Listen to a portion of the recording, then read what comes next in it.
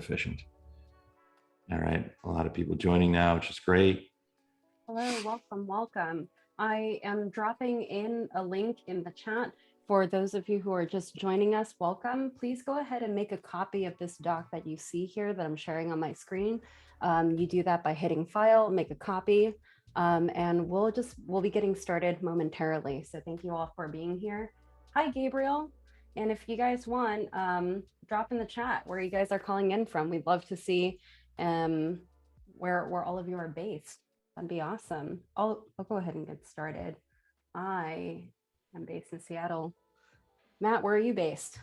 I'm in Kauai. Living the hard life. Yeah, exactly.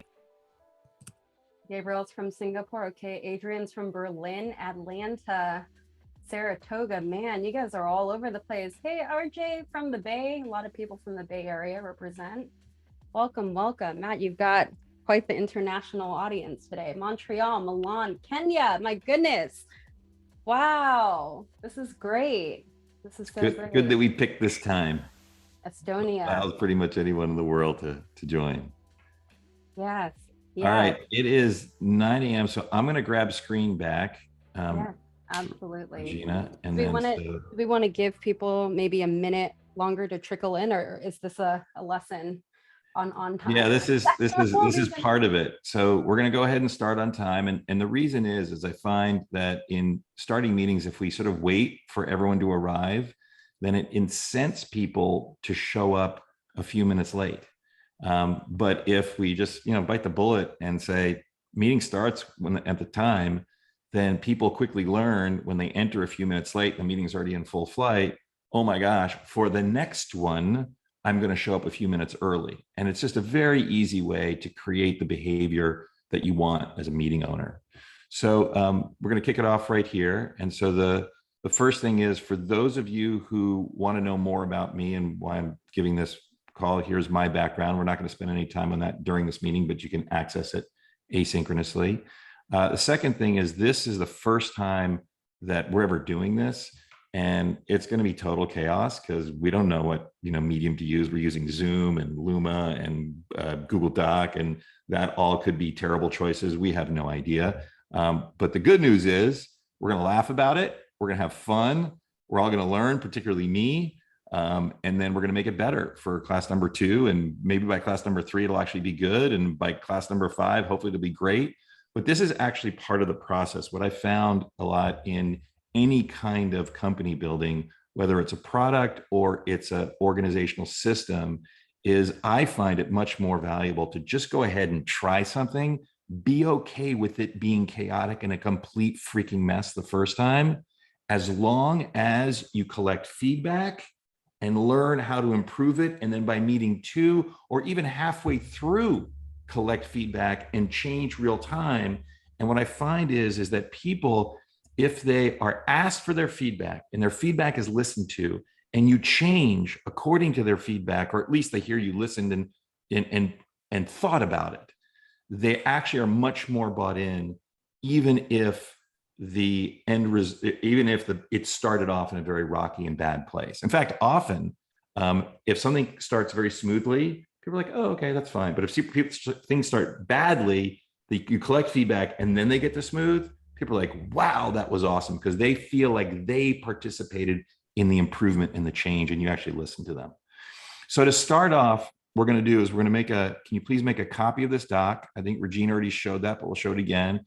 Go up here to the far left side, hit File, hit Make Copy, and then a copy will appear. You can name it whatever you want, and then you save it. Once you do, that'll be your own version that nobody else will have. When we start, which we will shortly, you're going to read this doc in your own doc, and you're going to then answer, once you've read it, you're going to answer these questions here below. And these things don't have to resonate with you. You can read this doc and go, that doesn't resonate with me. But once you've written it, can you please then copy it and paste it back into this main doc, and then we'll be able to start to see everyone's comments. It'll get a little crazy. There'll probably be a few hundred comments in there, but you'll see just how much content we can consume in a very short amount of time when we do this. So let's go ahead and start, and let's have everyone start to read on time. And we're going to give this, since people are creating their docs, we're going to give this a few minutes. And again, for people who join later, they'll just start wherever we are at the time. So let's go ahead and give everyone 3 minutes to read on time. Again, you're going to click open here, and I'll open it up so people see what it is that we're reading. You don't need to watch the video again if you want to have time, but first I'd recommend reading it. And then if you have time, you can watch the video. Yep. And then just as a quick message, reminder, if you have any questions that are coming up, please utilize the Q&A function on Zoom. Or if there's a thought you'd like to share afterwards, we will be asking you to raise your hand and we'll be kicking off the conversation that way. So happy reading, everybody. I will resume my screen share so that we have something online. Let me see here. And Regina, I realize that I can either screen share or see the attendees in the chat, but I can't do both. I got you. I am going to do the screen share Okay, so great. that you can Thank see you. the attendees. Of course. Fantastic. Once again, everyone, thank you for joining us. We are dropping a doc in the chat for you to read over. And please make a copy of that, and we're going to get started soon. So I think it's this one.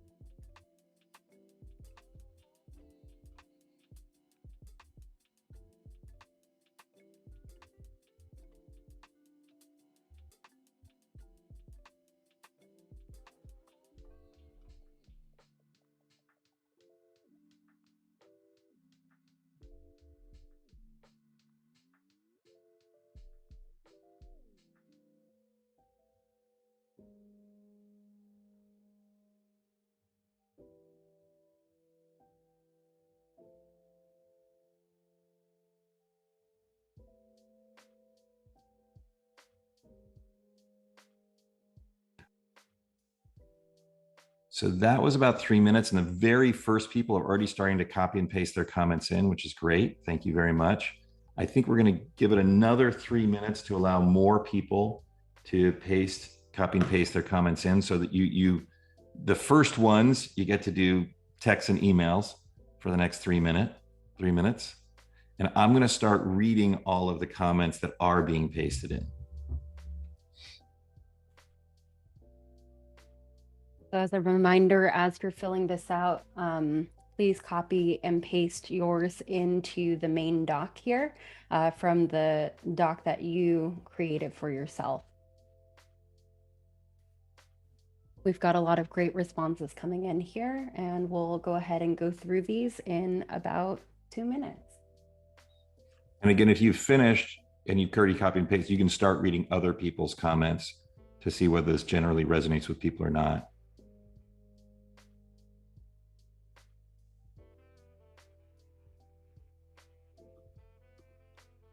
I am getting a question from a few folks in the audience asking if we are going to be recording this. This session is being recorded, so hopefully we'll be able to, but the most value that you'll get from this is us going through it real time. Is that right, Matt? Yeah, that's exactly right.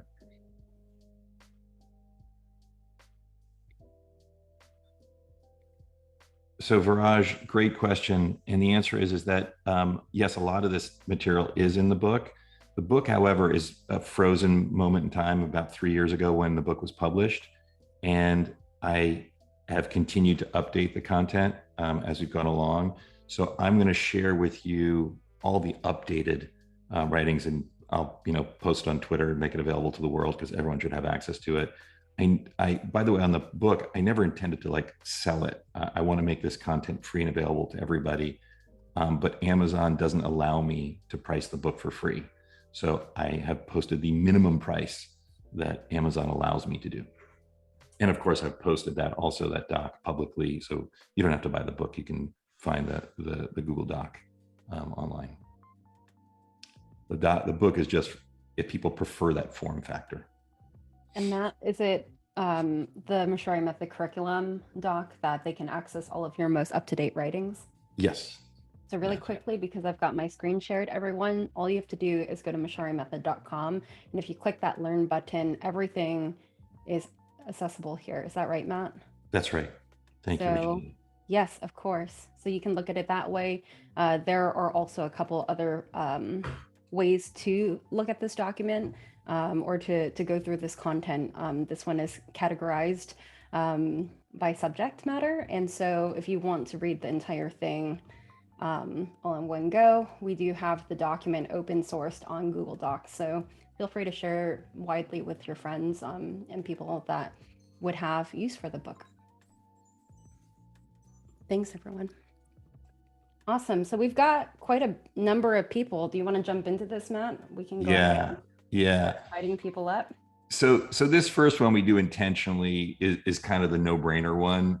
There's not much controversy here. Everyone has said yes. That's pretty much how everyone reacts to this. This is just sort of a good habit, and everyone realizes, yeah, it makes sense. I'll do that. And some of us already do it, not everybody. And then those of us who aren't really good at this, we get reminded, and then we will get better at this. So let's move on to the next one. If anyone had said no, I would have interacted with you and seeing, because I always love the contrarian view. But again, this one is pretty uncontroversial. I haven't seen a no on here yet. So let's now move on to the next one. You guys already know where this goes. So on the next one, can you please open up Top Goal? And what I'll do also is I'll find Top Goal Investor, because this write-up is for more of a CEO manager I see at a company, as opposed to an investor has a little bit different time frame. So I'm going to add investor here, and you pick which you are and read the one that's relevant for you. And so we're going to give this, again, let's call it 3 minutes to both read it and to write in your comments, and then start pasting them into the doc. And as soon as we see comments get pasting into the doc, we can start reacting. This one will not be 100% yes. People will likely resist this. Some people will resist this a little bit, which is totally fair. That's right. So I'm going to go ahead and start the audio share again. 5 minutes. Everybody have fun.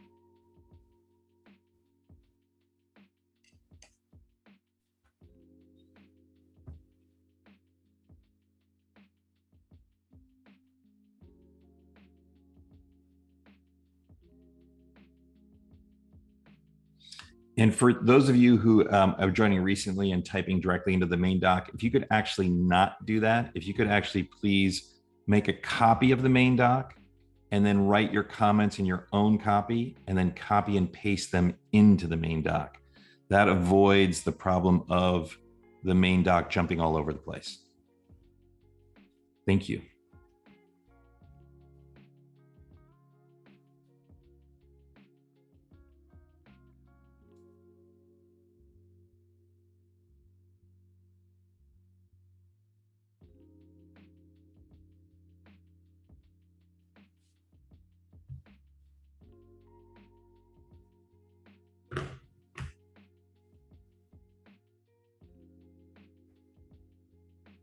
And as a reminder, if you have any questions, please use the Q&A function so that we can respond and everybody can see our responses. A lot of you are asking very similar questions, so we want to make it pretty concise by answering all questions in one place. Thank you.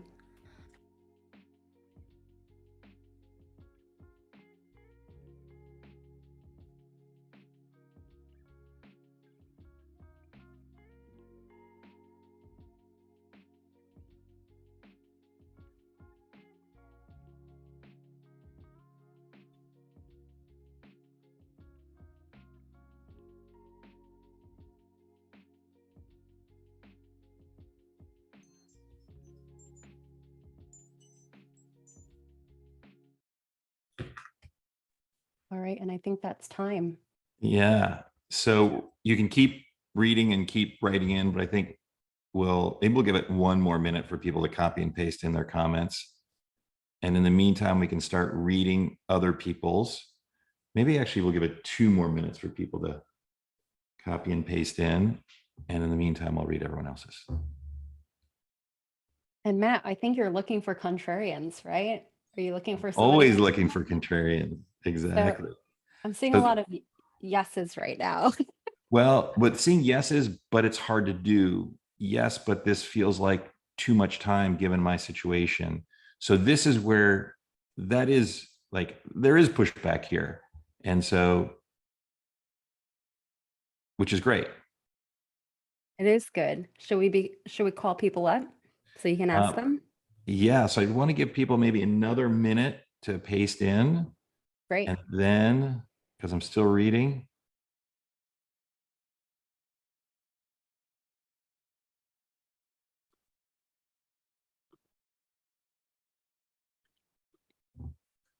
Perfect.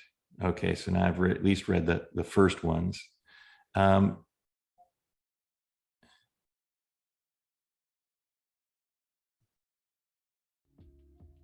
Yeah, great.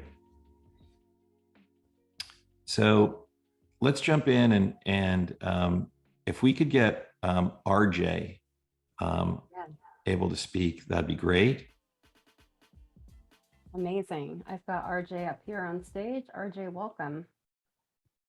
Oh no. Exactly. You're RJ, this is happened on purpose. Hi, Matt. Hey there. Great to see you. So RJ, your situation is an interesting one.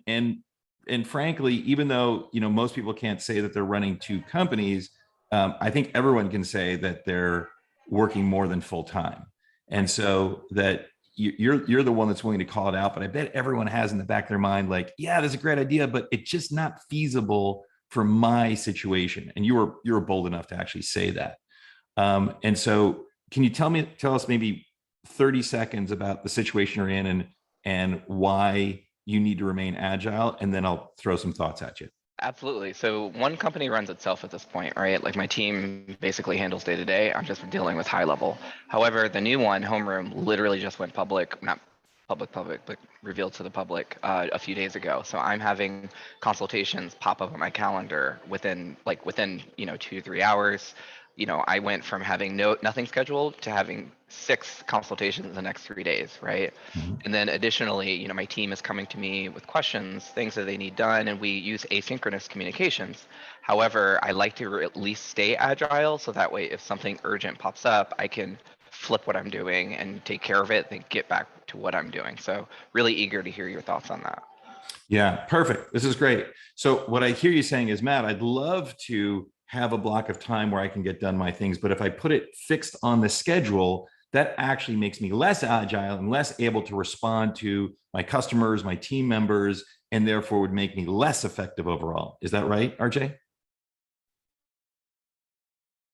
Oops. Yes, absolutely. I think that's exactly what I'm getting at.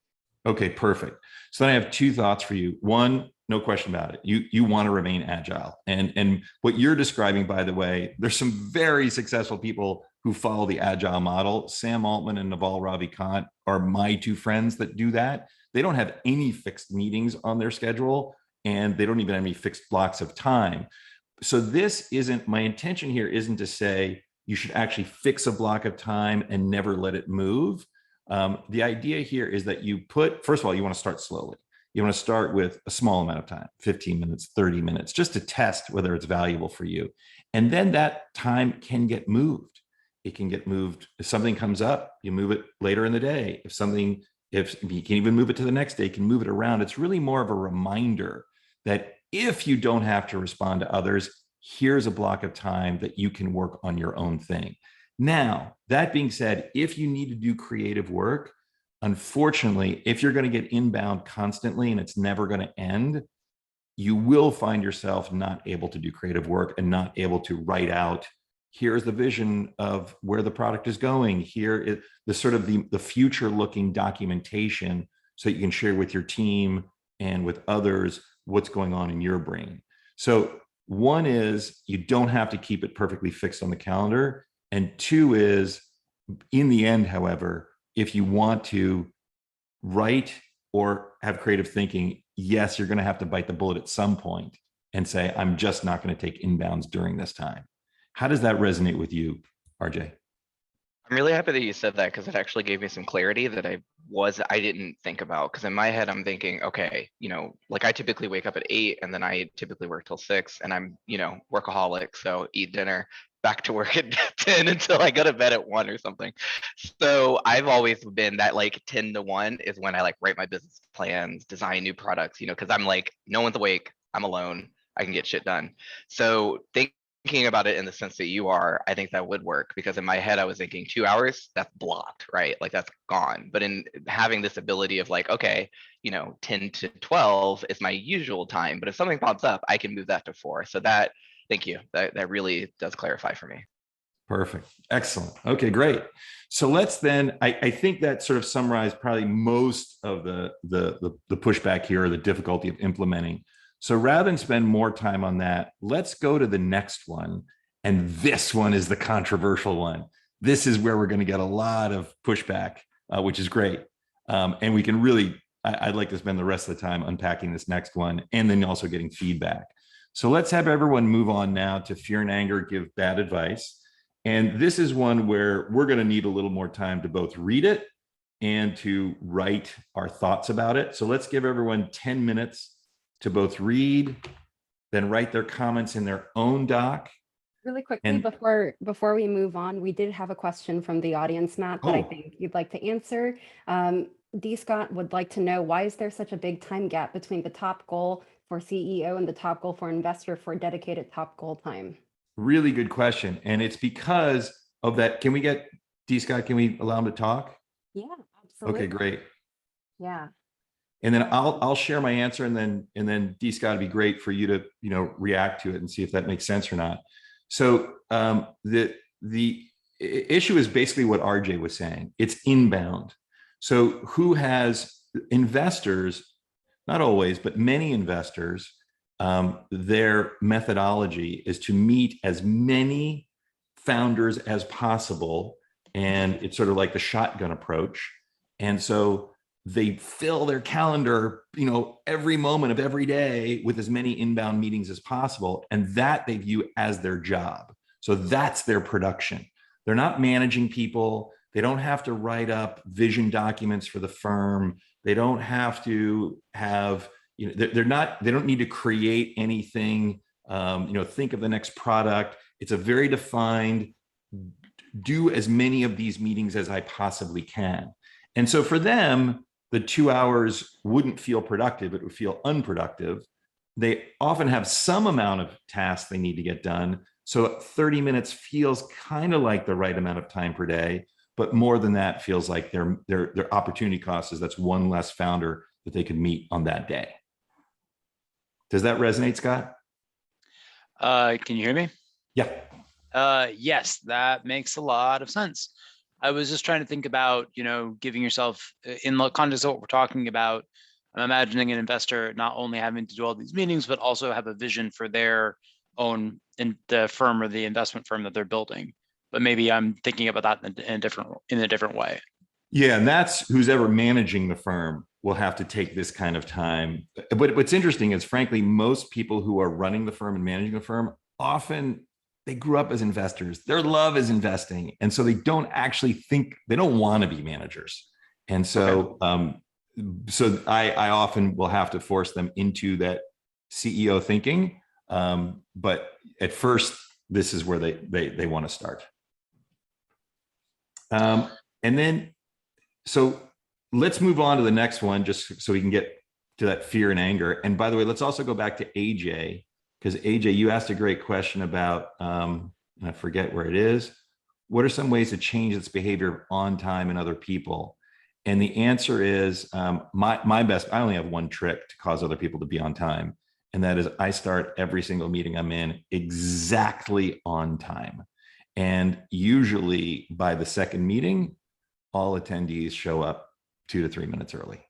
And what I found is if I don't do that, if I start the meeting just a few minutes later, then in the second meeting, everybody shows up a few minutes late. And in the third meeting and fourth meeting, it just continues. So until I set I actually start the meeting on time, everyone else will always show up late. AJ, does that resonate? That does. I think that signaling effect is very powerful. I think somebody else also had a good idea to create almost like a meeting or a culture doc, which defines not just the on time, but what constitutes a meeting, why we're doing it, and kind of etiquette. That also was a good idea and definitely resonated with me. Yes, it's something called a meeting ownership doc, or at least that's my version. And let me drop a copy of that into the discussion. This one was written up by Ian Tien at Mattermost. He's the first time I ever saw this written out fully, but I'll share it here in the doc in the chat with everyone. And this is something that at Mattermost, they just cause, if you're going to have a meeting, you have to fill out this doc and you have to send it to all attendees. And so there's a clear meeting owner, there's a clear purpose to the meeting, there's a clear start time, there's a clear pre-meeting actions that need to be done. And there's a clear section for feedback as to whether or not the meeting was successful and how it could be better, which are all, I think, key elements to having a successful meeting. All right, so now, thank you, AJ, I appreciate that. Thank you. Right on. So now let's go back to the fear and anger, and that's been going for a little while now. And we'll just sit quiet so you guys can keep reading and keep writing.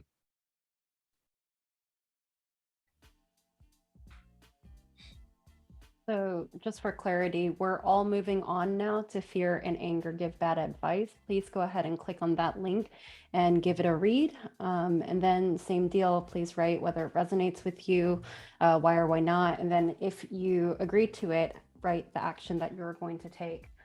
And Matt, just to have a little bit of fun, I'm going to put together a poll. And at the very end of our reading time, people will be able to respond quickly. So you'll see the percentage of yeses versus nos versus sort ofs. Right on.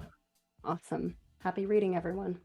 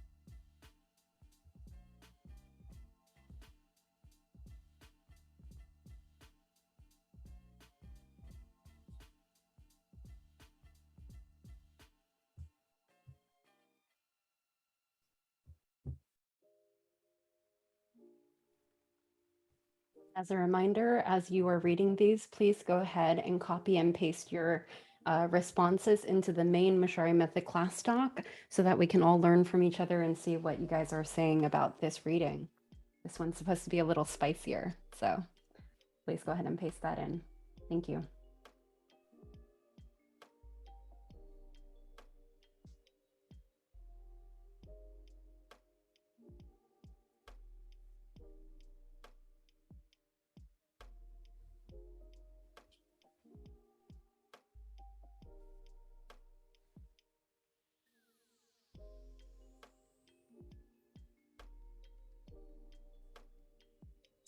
And then for those who have joined a little later, the way that we're writing in the comments is please don't write directly into the main doc. Please make a copy of this doc for yourself, write your own comments in your own doc, and then copy and paste them into this main doc. If we have everybody writing in the main doc at the same time, the cursor will just jump all over the place. But copying and pasting, it doesn't do that.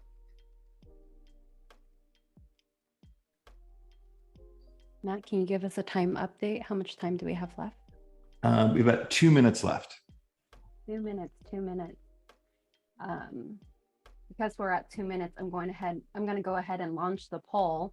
I'd like for all attendees now to fill this out if this resonates with you or not. Oh my gosh. You guys are fast. You guys are fast.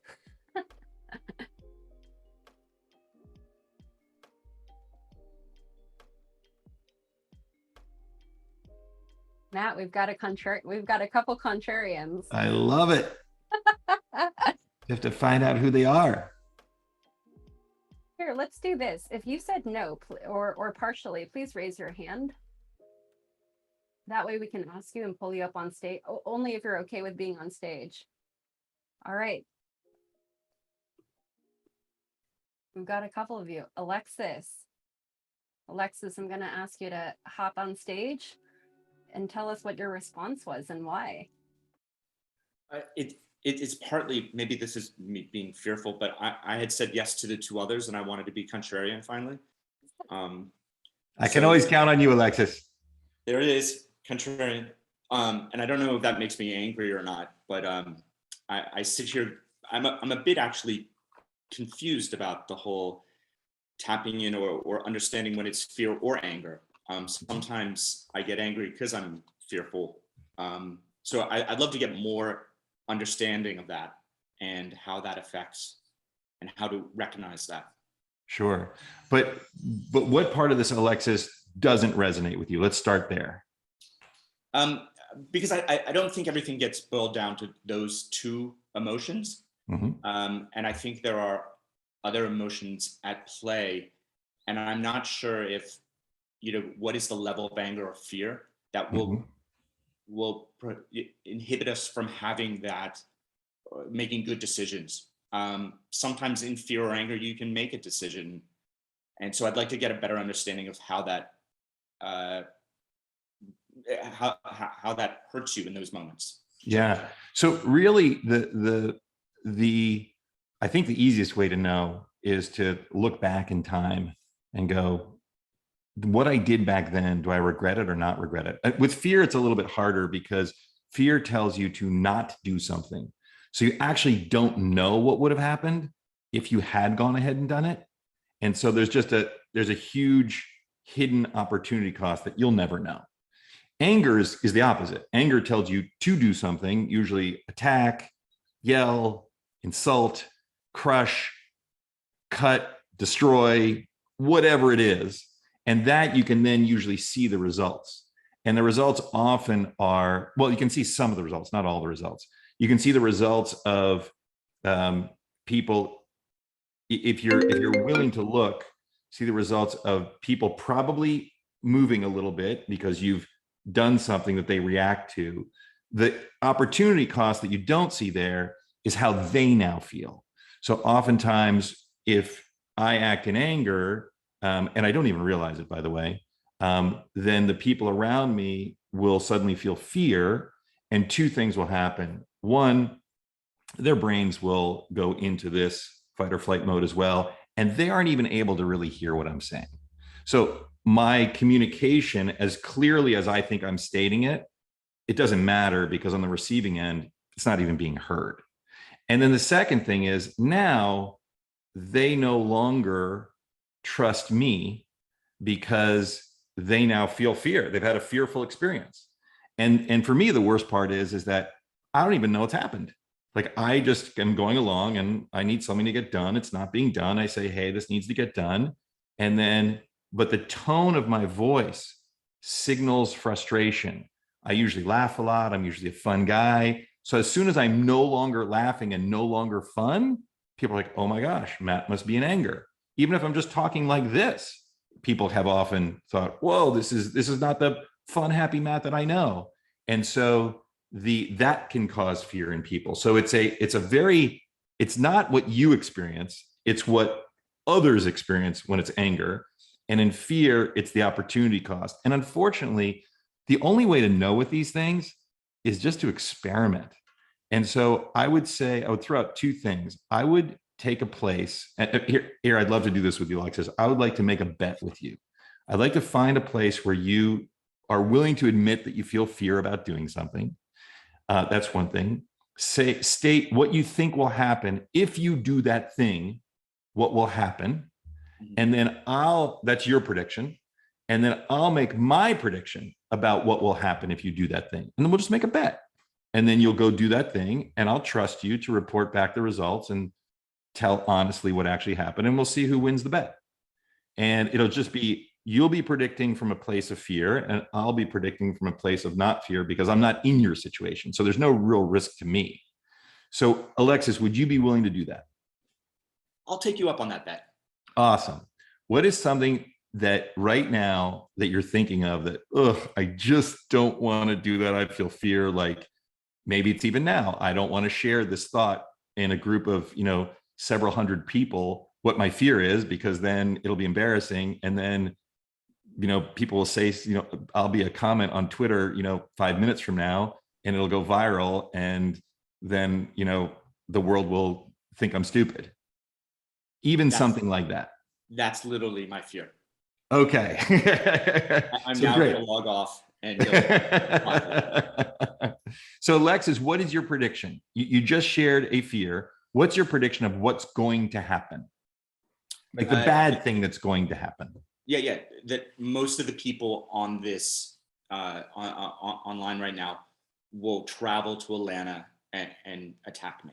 Okay.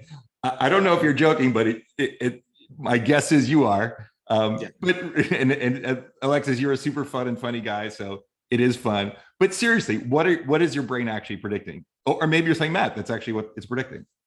There is no way. I'm exaggerating with everyone getting on a plane and coming here, but there is that fear of, I've just opened myself up. I've been vulnerable. The vulnerability of, and also the fear of, there is bound to be someone on here who has someone who could say what I was saying more succinctly and with greater understanding. So that's it. Right. So your prediction is something going to happen? Is someone going to post a tweet about you about how you're just not eloquent and can't even say this thought succinctly, and God, how slow you are? Yeah. Thanks, Matt. All right, but here's my prediction, Alexis. My prediction is that won't happen. My prediction is that if anyone posts anything about you on Twitter or anywhere, it's going to be something like the following. I get a little emotional. Hey, there was this really brave guy. His name's Alexis, and he got really vulnerable. And wow, it was really amazing to see him do that. And I wish I could do the same thing, because it was a great learning experience for the rest of us. And it took a lot of bravery to do it. I don't know if there are going to be any tweets, but if there are, I'm going to predict that they're positive. And you're right now, I think I heard you say you're predicting that they're going to be negative. Is that fair? Yeah, it's fair to think that, and I appreciate that. And it's funny because I was hovering over the raise your hand when Gina was like, hey, does anyone want to talk? I literally hovered and I went, why are we doing this? Let's participate. But I do appreciate that and the sincerity of that. So right on. But now we're making a bet, Alexis, and we're going to see what actually happens. Absolutely. Okay. So handshake here, and we'll try to let the rest of the group know. But this is a little bit unfair. Now I'll let you know afterwards, Alexis. I have made this bet hundreds of times. Right. I've never lost. And the reason is because the rest of the group, they can see what I see. When I made the prediction of, hey, if anything, it's going to be positive tweets, everyone else in this group likely said, yeah, of course, obviously, the guy's being really brave. Yeah, of course, that's really positive what he's doing. But you can't see it. because you're inside it. So just know for everyone else in this group, whatever fear you're feeling, the rest of us can easily see that it's fear. But yes, Juan says 99% of fears never materialize. It's true. And the 1% of times that they do materialize, it's kind of like, so what? Is it really that? Would the world end if someone shares a negative reaction about you, Alexis, who doesn't even know you, and like who cares? And so, but there's usually a value, a gift that sits behind that action, that if we're willing to do it, we get the gift. And if we're not willing to do it, we don't get the gift. So that leads into another thing. And let me go back to the doc to see if we can. So Alexis, thank you very much. That was awesome. I appreciate you being willing to jump up here. Now let me go and grab somebody else. And we have a couple of hands raised, Matt, if you want. Okay, great. Fantastic. Baptiste had a really interesting point right here on the doc. He wrote that he rarely feels anger. Baptiste, I'm going to invite you to come up. And where is Baptiste's comment? I don't see it. Right here on my screen, right here. Your Matt. screen. Right here. Okay, right after Scott D. Let me see if I can see it on my screen so I can see it big enough. Huh. I'm going to refresh my screen. Unfortunately, I can't see it quite on your screen. Baptiste says, I rarely feel anger, but I think this is also limiting. Being too gentle with people leads them to think that everything is possible. I sometimes think a little anger would be better. Oh, good. Yes, that is great. Fantastic. Thank you, Baptiste. And also, Baptiste, you had another earlier question about how do you get people to, or maybe I answered it before. How do you get people to read the doc? So we're gonna do both of those right now. Yep. So I think you said, and when you said how do you make people read the doc, was that referring to the what doc was that referring to? Yeah, like a culture guide or something. Fantastic. If you have one guide on culture in your company, how do you make people read it? Because it's probably a document that's always updating. Yes. And, Yes. So a few ways. The only way to truly get someone to read something is to have them read it in real time while you're sitting there with them. So right now, there's several hundred people that are reading these 3 docs. And the only way to be sure that these several hundred people are reading these docs is to do it like we're doing it right now. Like, okay, take the next 2 minutes, read on time. Okay, takes the next 3 minutes, read top goal. That way and then copy and paste in comments, because it's really the comments that ensure that they've actually read it. So you can do that synchronously. You can have a class that does it like we're doing right now. And that has its huge advantage. It means people don't have to think about it. They don't have to plan for it. They don't have to take extra time. It just gets done because it's happening synchronously. That's sort of like the most brute force method. The second method is to do something very similar, but have it happen asynchronously. So you have people on board, read these things from the wiki, and then please paste in your reaction to what you read, each document that you read. Okay, that works pretty well too. But you're referring to something else, Baptiste. You're saying, what happens when you update these documents? How do you get people to reread them? That is the most difficult. And so the only way to do that is once a document has been updated, if there's enough new information on there, you then ask, it's a re-onboarding basically. And you have a sort of a continual, and my recommendation, you'd have like every 3 months, you would have create a re-onboarding, whether you do it in Asana or in an email request or however you do onboarding, have people re-onboard with the new updated information that they need to know about the company. If you do it every day or every week, it probably gets a little bit onerous, but if you do it every 3 months, then it's enough of a batch that people are willing to then go do it. So that's my thought. How does that land with you, Baptiste? Yeah, it sounds good. Yeah. We'll try it. I think there is only one way to find out if it works, and it's to try it. Yes. And it's interesting that you mentioned this, because when I talk to the coaches the CEOs that I coach, they have 2 really big problems.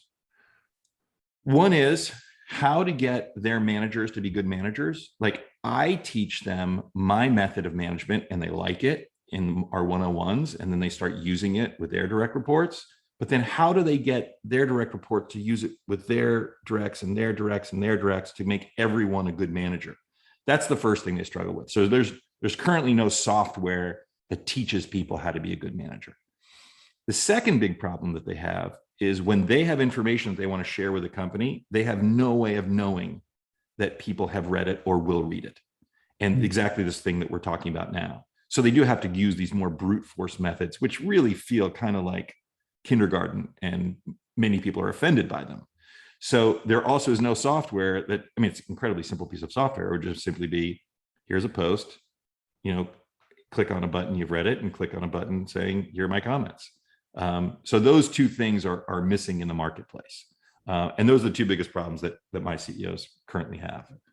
Actually, I like the part about a comment, because then you immediately know if they agree with a certain point or not, and you get their take on it. Yeah. That's exactly right. Yes. So now, Baptiste, let's jump into your actual comment on the fear and anger, and so great. Thank you, Regina. You highlighted it. And so this actually is a real issue.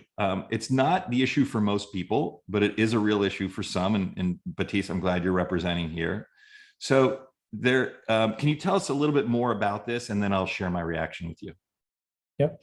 Well, I'm rarely angry, and sometimes I think I should be a little bit angry, not to make them fear me or something, but just to show that I'm serious and that I'm emotionally involved, let's say. And so sometimes I'm afraid that by not being or by not being angry at all, that they will think that it's not serious. Yeah. Mm-hmm. Great. So actually, there's a little bit of fear there. Yeah. And your fear is telling you. Yeah. And your fear is telling you that if you don't get angry ever, people won't take you seriously, and then they won't perform. Is that right? Is there a particular situation where you are experiencing this?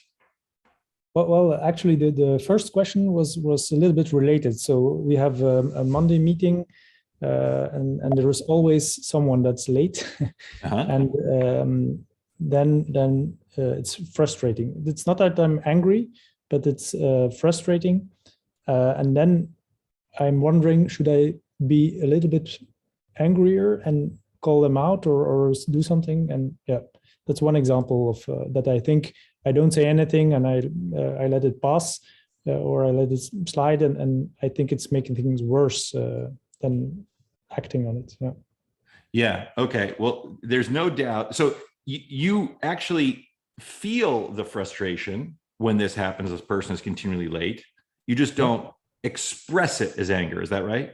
Yeah, that's correct. Yeah. Yeah. Okay, great. So what I'll throw out to you is your brain, not in anger, also knows, like right now, do you know that is it okay or not okay for this person to continually be showing up late?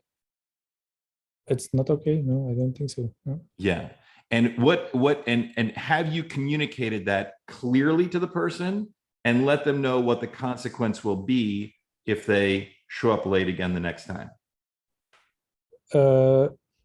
Not the consequence part, but I've talked to them about it, and I'm telling them that it's disrespectful for the other people. Mm-hmm. Yeah, but not that there should be any consequences. Yeah, not yet. Yes, perfect. Okay, so there are two ways you can go here. You can either state in anger and get angry at the person.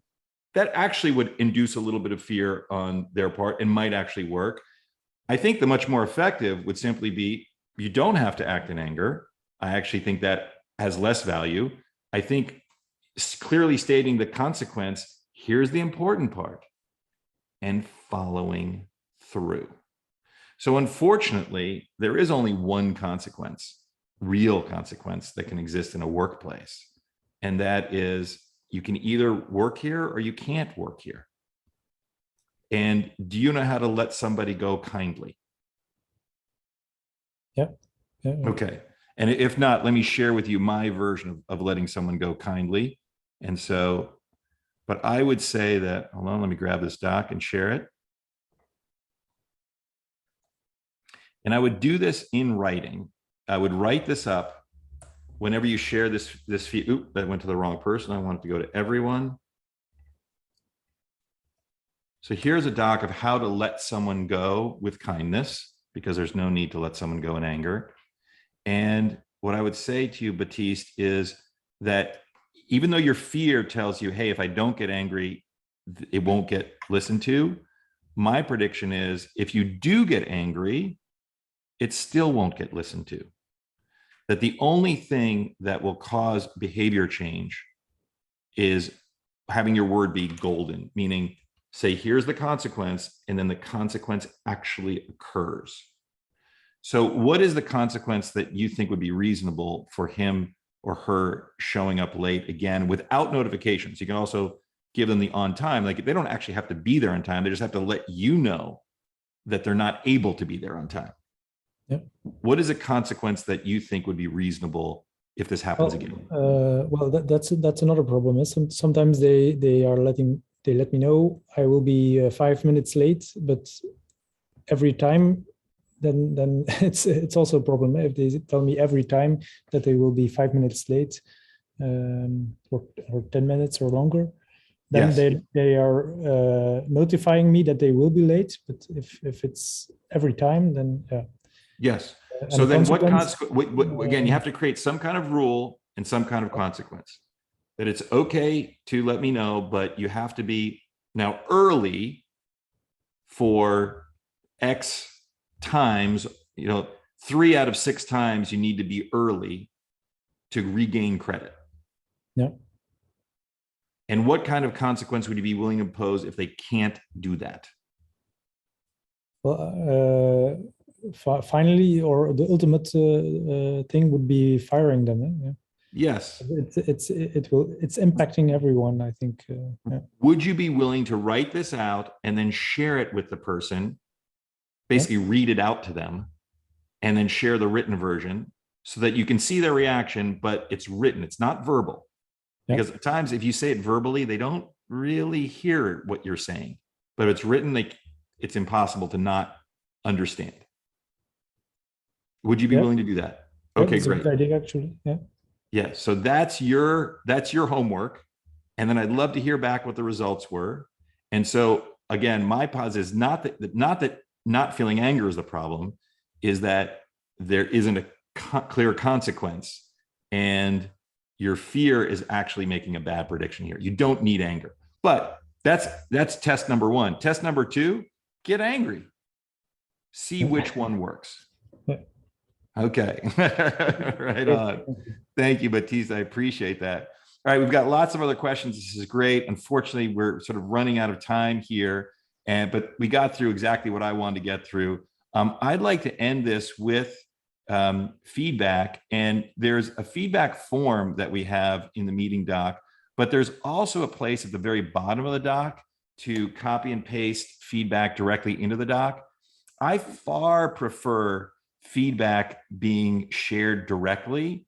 And the reason is because feedback often, there's a little bit of nuance. So you can write up something, I can get most of it, but I can't get the full knowledge unless I also sort of ask you a clarifying question or two. And if it's written anonymously or if it's given async, then I can't follow up. So let's take the next few minutes and then this will be it, and then we'll end. And people, if they want to, please write in and copy and paste in feedback. And if you need to drop off because you have another meeting coming up in a few minutes, you need to take a bio break and get outside and get some fresh air, please drop off. But if you want to continue on and drop in feedback to me, please do that as well. Thank you all very much for attending. I don't know if you guys had fun, but I had a ton of fun. So this was fantastic. And thank you. We're going to do this again. This was definitely successful enough that we're going to do this again. And we're definitely going to improve it based on the feedback that gets given to us right now. So please give feedback. And by the way, this is my magic weapon. People ask me, Matt, how'd you become the CEO to the fastest growing tech CEOs in the world? I mean, the coach. And I think this is it. I think it's just because I ask for feedback constantly. at the end of every meeting, whether with one person or 1,000 people, sometimes halfway through a meeting. And it's what allows me to constantly improve. And I think that's what's allowed people. I don't know if my stuff is any better than anyone else's, but I think that CEOs feel more connected to me because they see that they're able to influence me and to cause me to get better. And I think that's the only thing that's unique about me. And I'm not even sure that's unique, but I know I do it. Yeah. So thank you everyone for attending. Please, again, drop your feedback. We greatly appreciate it. This is the only way we know how to iterate and improve. And we'll also be sending out the feedback form. It looks like we need to publish it. This is an iterative process. Thank you for calling that out, Raquel. And I think Trish will go ahead and publish it into Tally. And we'll also be sending out the feedback form right after this, if you don't write this out, but it looks like there are a couple of people that are already writing. So thank you. Thank you, Nasser. Thank you, Peter. Peter, on deck. Good to see you again. And Peter, I completely agree with, I think what I'm hearing you saying is, hey, during the reading time, don't also talk, because then I'm hearing your voice coming through the speaker and it's very difficult to read the words on my screen. And I couldn't agree with you more. And next time we'll have silent reading time so that people can actually focus on what they're reading. Another person, Viraj, the reading could have been done in advance to move faster during the session. Absolutely, completely agree with that. One thing I've found though, Viraj, is that not everyone is able to do reading in advance. And what I found is if we make it a requirement, there are certain people who show up, and this happens in exec meetings, it happens all over the place, and then they feel frustrated that they're not able to participate fully.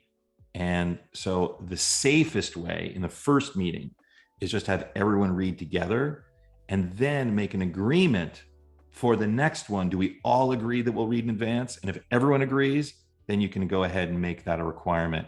But if you try to do it on the first meeting, there'll usually be people who will feel frustrated and left out and say, hey, I never agreed to that. Right on. And people are liking the live coaching. Okay, great. We'll do more of that.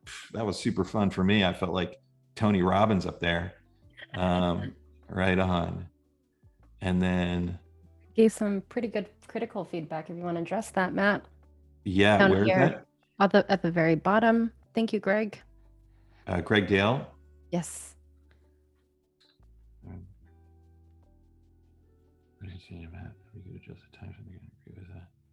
Yeah. Okay, great. So Greg, I think what you're saying is, hey, Matt, I've already read this stuff. So all the time we spent during this meeting reading it, that wasn't super valuable for me.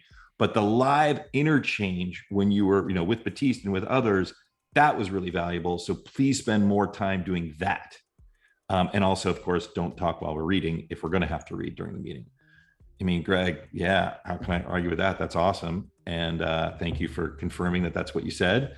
And so, yeah, I think what we'll do is, again, the challenge, maybe we'll try next one. We'll just say, hey, please read everything in advance and come prepared to write in your comments. Yeah, we'll experiment with that. Okay, great. Thank you, Greg. I'll do that. That's awesome. And then everyone's being way too kind with the numbers here. And I think that's it. I think we're at time. You guys are awesome. Thank you very much. And there was a really great question that somebody dropped in, which is there a way to get notified for the next session? The best way to do so is to follow Matt on Twitter, because we will be posting new future sessions. You can also follow me. My handle is in my name. And then otherwise, if this continues being a success, I will create an online community on Luma, and you all are invited to join that community, and we'll be posting over there when we're doing new sessions. So stay tuned for that. But we have all of your emails because you RSVP'd to the link. So any new information, we'll be sure to send that out. Is that right, Matt? That's perfect. Great. What she said. What I said. Thank you so much, everyone, for attending. Please continue to drop your feedback in, and we would love to hear from you. Reach out if you've got any other questions. Otherwise, thank you, everyone, and have a great rest of your day. Take care now. Bye-bye.